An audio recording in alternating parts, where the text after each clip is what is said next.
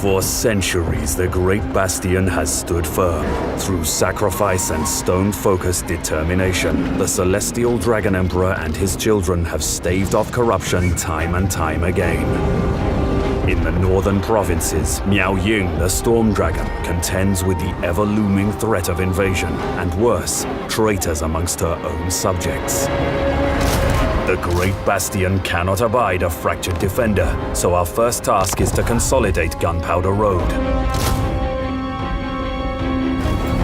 Some quick flanking puts us at an immediate advantage and sandwiches the rebels between our cavalry and the bulk of our forces.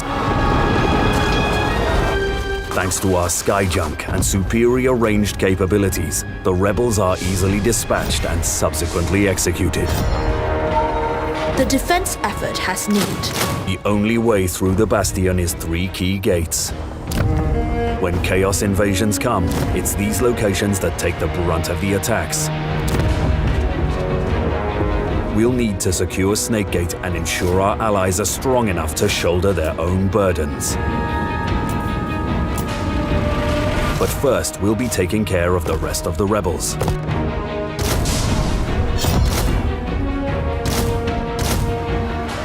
The Emperor's chosen daughter. As we expand our settlements, we'll need to pay close attention to our harmony.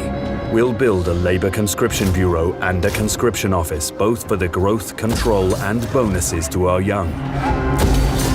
With Gunpowder Road returned to order and more potential rivals discovered in the west, we'll turn our focus to Snake Gate and fortifying the Bastion.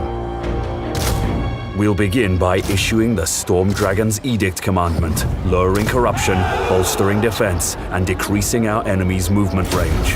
Unfortunately, whilst we were distracted with internal affairs, a Chaos warband entered Grand Cathay through the demolished Snake Gate. We'll need to face them head-on. Before more conflict is had, we'll want additional funds to maintain our growing army. Making use of the Ivory Road, we'll dispatch a caravan to trade with distant cultures. Caravans come with plenty of risk, but the potential rewards are more than worth it. With our army bolstered and extra funds incoming, we'll assault the invaders, driving them away. We'll colonize Snake Gate, ensuring that future invasions are not so easy. Here we turn Miao Ying to her true purpose, the unyielding protection of Grand Cathay.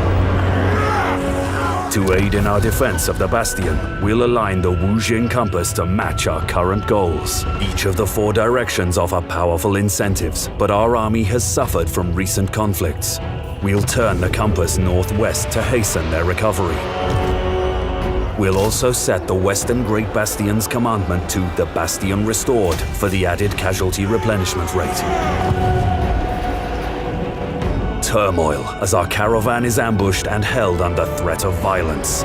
We'll refuse to negotiate with ogres and order the caravan to protect itself. Move in harmony, and we shall prevail! Harmonious rock!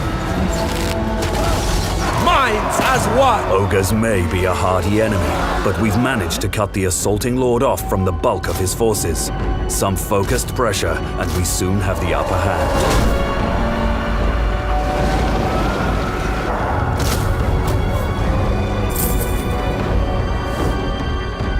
There remains an insidious enemy within the Bastion, one we weren't confident enough to confront until now. The foul architect of fate holds the terracotta graveyard, and whilst this threat remains, the Bastion is still weakened. We'll entrust Snake Gate's defense to a reliable general and move south to exterminate the demon threat.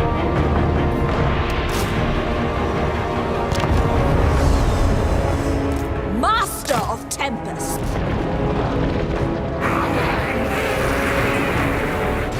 Might of Gairan. On the settlement's bridge is where the majority of the fighting is to be had. We thwart attempts to flank us and soon overpower the demons with superior melee power. Minds as one, they will perish! The forces of chaos fight to the last, but are broken against the might of the Storm Dragon. To maintain the security of Grand Cathay, we'll need a strong relationship with the Imperial Wardens, so we broker a deal. In exchange for the newly liberated graveyard, we demand a military alliance. Our ambitions will see us take command of the entire Bastion, but for now we'll lend our aid to Turtlegate with the construction of an outpost to bolster the gate's defenses.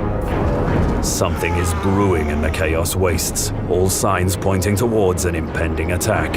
We'll continue to monitor the situation and build our defenses in preparation. I will not tolerate sloth. The Celestial Loyalists are under attack from within. An army of Slanesh's demons summoned by decadent cultists. Their settlement is besieged, so we commit ourselves to our allies' defense. With poor ranged capabilities and no opportunity to flank, Slanesh's demons are forced to attempt a full frontal assault, to a disastrous outcome.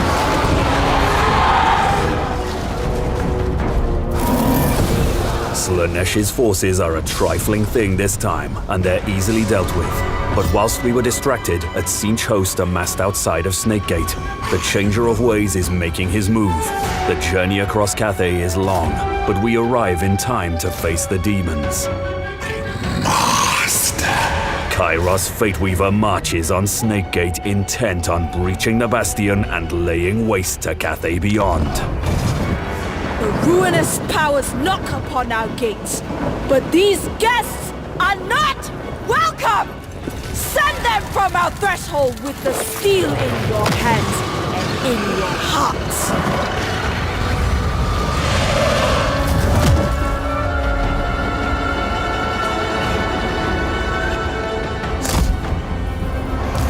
We arrange our defenses, focusing our ranged units on the walls and preparing our fallback points. Our hope is to end the battle at the outer wall, but we're ready to fight in the streets if we must. For the Emperor! Execute them! Crossbowman! Warrior crossbow! Qi and Qi's spells bombard our defenders relentlessly, extracting a terrible toll.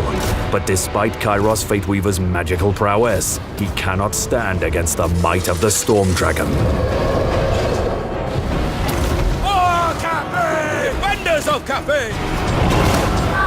The invasion is repelled. The Great Bastion still stands, and the northern province's continued survival is ensured. For now. But where we set our eyes northward, we failed to monitor the situation to the west. Whilst our back was turned, invaders from the Mountains of Morn annihilated the Dissenter Lords of Jin Shin. The dwindling taste of victory turns sour as Miao Ying realizes bitterly that her campaign to protect Cathay has only just begun.